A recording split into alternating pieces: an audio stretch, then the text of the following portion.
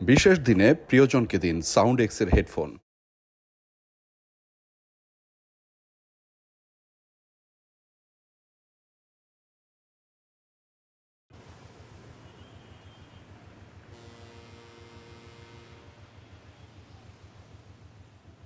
কতদিন হলো তোমরা আলাদা হয়েছে? 1 বছর 3 মাস।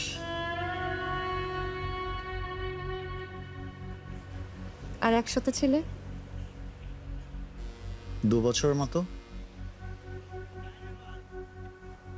এই 2 বছরও কি সত্যি একসাথে ছিলে? সেটাও হয়তো না। আসলে আমাদের কখনো একসাথে থাকাই হয়নি। কেন? সে আমার কোনো কথাই শোনেনি, নিজের মতোই থেকেছে। ও আচ্ছা। কি আচ্ছা? কিছু না, আমি আসি। তোমাকে ডাকা যাবে? দেখে দেখতে পারো। ডাকলে শুনবে? হ্যাঁ, ডাকলে শুনবে?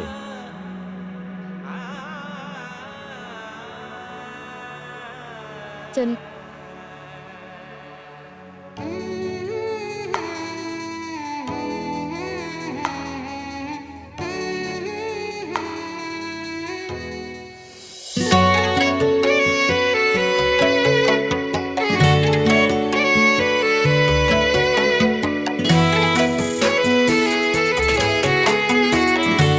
আচ্ছা,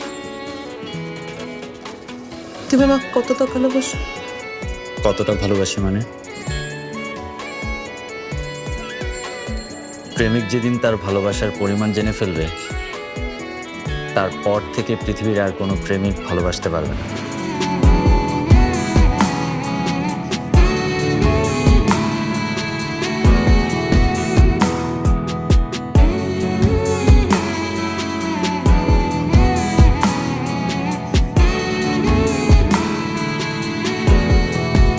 আমি হেঁটে গেছি তোর নাম লেখা সড়কে, ভাবিনি কোথায় যাব, স্বর্গ না নরকে।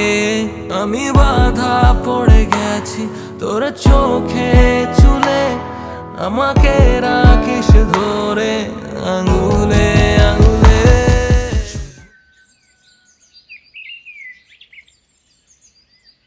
তুমি আমার উপর কখনো রাগ করবে না তো? অবশ্যই করব। স্রষ্টা নারীদের রাগ আর ভালোবাসা একটা প্যাকেজ করে দিয়েছেন। যেদিন থেকে এই পৃথিবীতে নারীদের মধ্যে আর রাগ থাকবে না, সেদিন থেকে তাদের মধ্যে আর ভালোবাসাও থাকবে না। মায়ায় তোর শুধু তা প্রেমে রেখেছি যত্নে তোকে বুকের হেরেমে। শুধু মায়ায় তোর শুধু তা প্রেমে।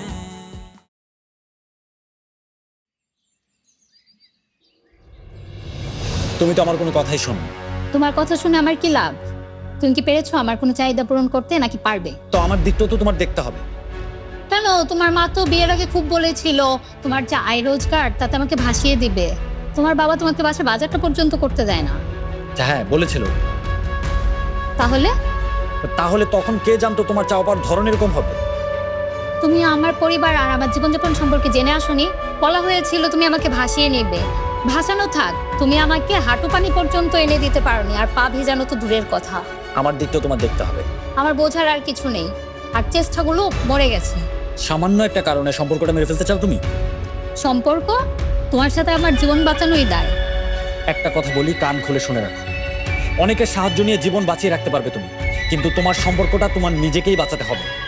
অনেকের অবহেলার পরেও মানুষের জীবন বেঁচে যায়, কিন্তু সম্পর্ক মরে যায় সামান্য একটু অবহেলা।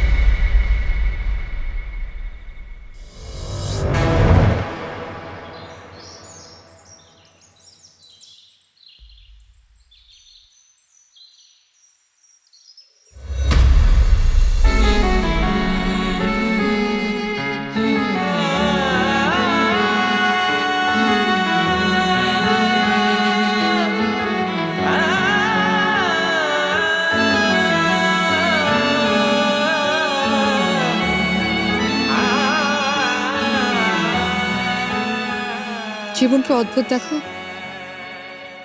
যেদিন তোমরা আমাকে দেখতে এলে, চিত্রা প্লিজ থাক না সেসব কথা। শোন না,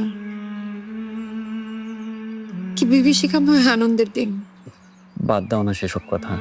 তোমার মা যখন শুনলো আমি কানে কম শুনি, সাথে সাথে উঠে দাঁড়ালো। বিশেষ করো আমি আমি দেশের জন্য প্রস্তুত ছিলাম।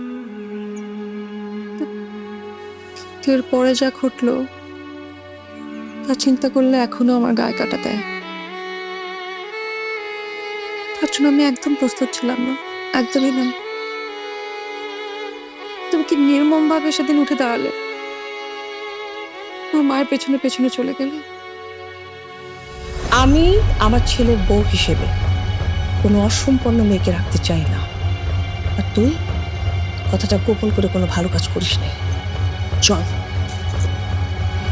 প্লিজ খালাম্মা, আমার বাবু মা হারা বোনটাকে রেখে এভাবে চলে যাবেন না। ব্যাস, আমি যা শোনার শুনে নিয়েছি, আমি যা বলার তা বলে দিয়েছি। তুই শুনিস নাই? বসে আসিস কেন? ওঠ। প্লিজ হাজার,